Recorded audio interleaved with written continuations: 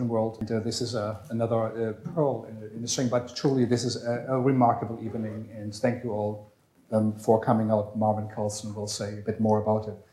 The evening will not last longer than 90 minutes, so format will be some words by Marvin, then there will be a play reading. I would like to thank Carl Peterson for directing, and the fantastic Noor Theatre company, which there's some more information in here, who really made this possible. There's a professional New York company dedicated to plays, to produce plays from the Arab world, and it's been our honor and privilege, and I hope we will do that again. The producers are here, and they will also join us later, so there will be the introduction, the reading, a panel discussion, then also some time for a Q&A. And again, it's an outstanding evening. If you have a cell phone, please do take it out and take 1 second to make sure it's off. I'll do the very same. Especially the panelists, it has to be power off completely, otherwise it will interfere with the microphones.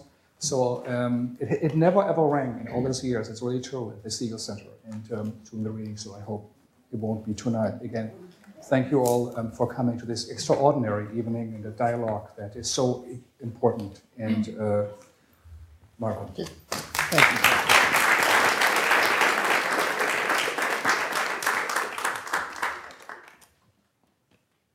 On behalf of the Segal Center and the theater program here at the Graduate Center, I greet those gathered here tonight and also the many who are with us tonight here in spirit.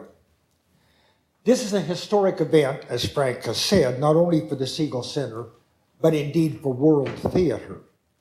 We're tonight presenting for the first time, as Frank said, in over 700 years, a representation of the work of Egyptian playwright Ibn Dāniyāl, who wrote 3 remarkably sophisticated plays in Cairo at the end of the 13th century. These plays, long forgotten, were rediscovered and edited by German scholars during the last century and were published for the first time in Arabic only as recently as 1992. My colleague Safi Mahfouz from UNRWA University in Jordan and I have prepared the first translation of these plays into any language other than Arabic, which will be published later this year by the Segal Center. Tonight, thanks to our colleagues at the Noor Theatre, dedicated to the work of theater artists of Middle Eastern descent, the Segal Center is offering a sampling of this remarkable work. In addition to the Noor Theatre artists, Frank Henczer, the director of the Segal Center, and his assistant, Rebecca Sheehan, have provided invaluable assistance in making this event possible. To my friends and colleagues around the world who are watching this introduction on live streaming, I welcome you, and also I offer my deepest apologies. Following these opening remarks, the video screening will stop while the scenes are actually being performed and will resume with the panel discussion that follows. This is due to a ban on the screening of live performances by Actors Equity. This is the union which all professional actors in America are forced to join, and which then regulates all their conditions of employment.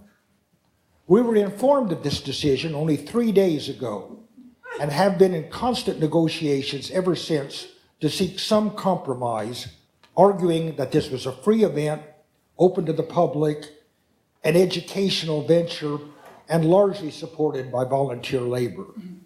We also argued that it is the mission of the Segal Center to strengthen the communication among artists and theater scholars around the world. Equity has refused to consider any compromise, however, and so you, who are my streaming audience, will be unable to see the excellent work the Noor Theatre has prepared. Many of you will be surprised by this situation, since there is a widespread belief in the world that the American theater, unlike many of our fellow national theaters, is not subject to censorship. As you can see, this is not true. It is true that we are fortunately not subject to censorship by the government, but we are just as subject to censorship by other social and economic concerns and groups, headed in this case by equity, which are just as implacable as any government censor who can tell us what we can or cannot circulate, and from which ruling there is no appeal.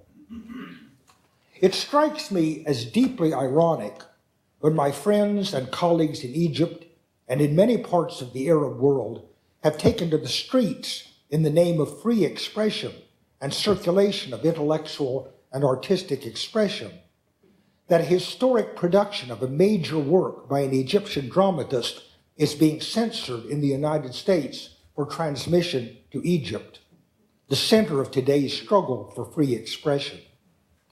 Under these circumstances, I agonized long and hard over whether it would be appropriate for me to continue to associate with a project so contradictory to the free expression and exchange of artistic work that is at the heart of what the Segal Center represents, and in which I strongly believe academically, artistically, and politically.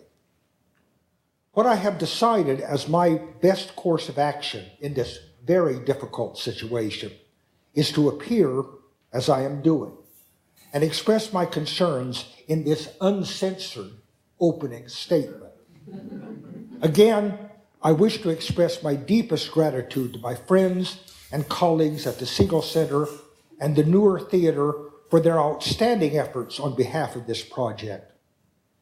But I find it very difficult to accept the fact that their work will be seen only by the 50 or 60 persons gathered in this room, while potentially hundreds of viewers around the world will be excluded, not only theater persons unfamiliar with this major dramatist from the Arab world, but perhaps even more importantly, persons in the Arab world itself who will be deprived of this glimpse into a major part of their cultural heritage only recently rediscovered.